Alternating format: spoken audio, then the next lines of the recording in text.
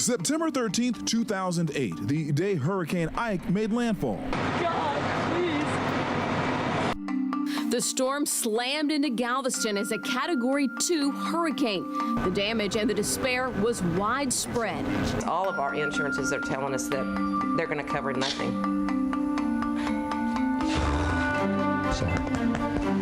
Hurricane Ike, a storm that tested our community 14 years ago today.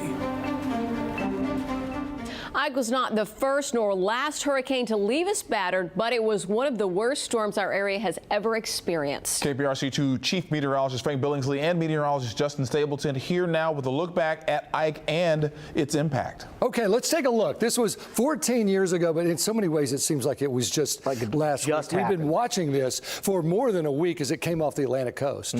Not only that, but similar to what we see with these September storms, they start as these tropical waves way out in the Atlantic, pick all that moisture and all that speed and all that intensity up as they work their way into the Gulf. Well, and you know, it hit on Saturday night, 2 in the morning, but we had started watching it so closely that Monday it looked like it would be a Brownsville issue. But by Wednesday, it was clear that it was our storm. So that was when we really started to buckle down and be prepared. And then this, of course, is what we saw that Saturday. Well, and it was interesting, you brought this up too, Frank, that even though Galveston was sort of the center where the hit was, we always talk about storms, that clean versus dirty side. And if Galveston was where the center was, you go over to the right where the strongest wind and, of course, that storm surge, and that meant Bolivar was getting walloped. One point I always make, this is 2:10 in the morning on Saturday, but this had 5 days to push all of that water across the Gulf of Mexico. So this was, the effects were being felt 36 hours before the landfall, and that's always important to remember.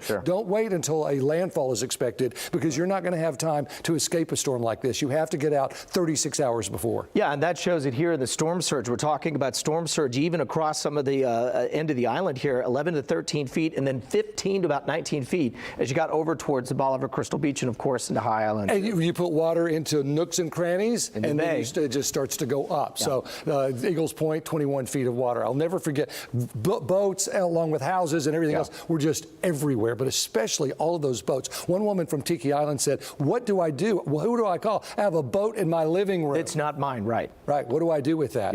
It was something. Look at this from Crystal Beach. Well, and this is the one, you know, that I think is really seared into your mind as well. This is from the USGS. There's the house there, and then if you look afterwards, it's now the front of the entire neighborhood. Just gone. Yeah, pretty amazing. But shout out to Bolivar. They've done a great job. The resiliency has come back, as has Galveston. So far, so good. It's quiet for us. We'll take a closer look. You can see there's the helicopter tour that I was on, and it took my breath away because when we turned the corner and we're going down Bolivar, it was all just wiped clean. Well, and like you've said before, this is something that's not only seared in your memory, but folks still to this day, 14 years later, come up to you and talk about what you did there. Yeah, well, yeah. I mean, it's for those that went through it, they'll never forget it.